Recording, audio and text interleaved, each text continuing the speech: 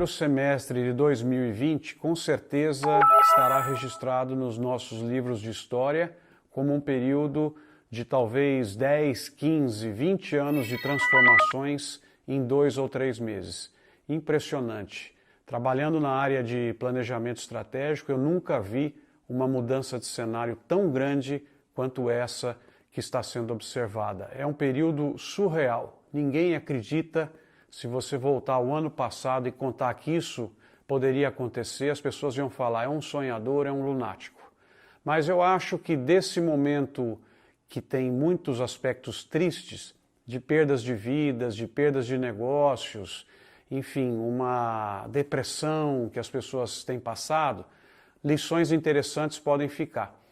E eu resumi essas lições em 10 palavras, que eu creio que ficam mais interessantes e mais didáticos, e depois cada um de nós tem que refletir como que essas 10 palavras interferirão no seu comportamento, nos seus negócios, na sua empresa. A primeira palavra é o digital. O que nós vivenciamos nesse período foi absolutamente incrível. O digital entrou goela abaixo das pessoas.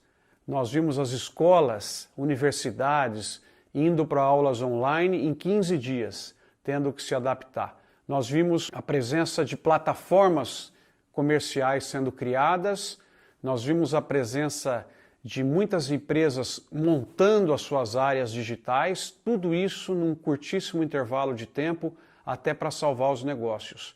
O online entrou nas nossas vidas. Impressionante como houve uma adaptação no sentido de montar esses canais, mais uma vez, para tentar preservar os nossos negócios. Outra palavra que apareceu foi o delivery, ainda dentro do digital. As pessoas se acostumando a receber as mercadorias, ganhando confiança em fazer compras pela internet. Então, a primeira palavra é o digital. Impressionante como mudamos nessa área. A segunda palavra é o home, ou a casa.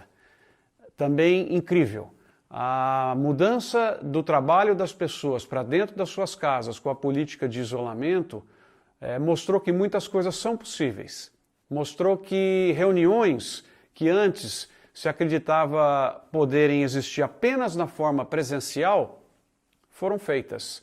As pessoas se adaptaram rapidamente às plataformas de fazer reuniões. Se adaptaram rapidamente a uma vida onde a produtividade ficou maior. Tempos de deslocamento desapareceram. E essa mudança é extremamente impactante para as pessoas, impactante para os negócios. E como fica depois? Será que a gente volta para esse lado? Viemos para esse ou vamos parar no meio? Essa é uma outra grande mudança da nossa segunda palavra, que é o home ou a casa. Muito impacto vem dessa mudança comportamental. A terceira palavra é simplicidade. Acho que as pessoas perceberam nesse período que elas não precisam de muitas coisas que elas tinham. Muitas pessoas pegaram e limparam os seus guarda-roupas, se desfizeram de muitas coisas. E como que fica quando voltar? Se você percebeu que não precisa de muitas coisas. Então eu acho que a vida tende a ficar mais simples com esse comportamento pós esse período complexo que a sociedade mundial vem passando. Agora tem um detalhe, a simplicidade, que é a nossa terceira palavra, no comportamento das pessoas, nós temos que ver como que lidaremos com a destruição de empregos. Porque à medida em que esse comportamento muda, deixa-se de consumir muitas coisas, deixa-se de fazer muitas coisas, e nessas coisas tem pessoas ganhando o seu sustento e virando as suas próprias vidas. Então é um ponto de preocupação a questão do emprego no futuro. Como vamos lidar com essa nova situação colocada? Quarta palavra, engajamento. Engajamento. Como engajamento? Eu acho que as pessoas, a partir dessa experiência que elas tiveram, engajarão-se muito mais em causas, muito mais com empresas, muito mais com histórias, muito mais entre elas.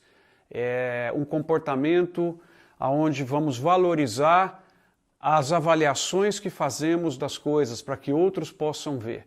Vamos compartilhar mais aquilo que sabemos, porque estaremos muito mais engajados. Quinta palavra é um neocoletivismo, diferente de engajamento. Por que neocoletivismo? Também emerge desse período onde as pessoas ficaram em isolamento, ficaram em pensamento. Na minha leitura, um comportamento muito mais coletivista.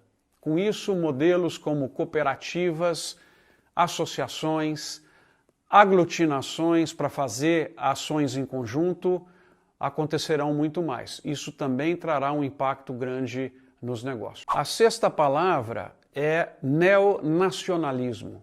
O que significa neonacionalismo?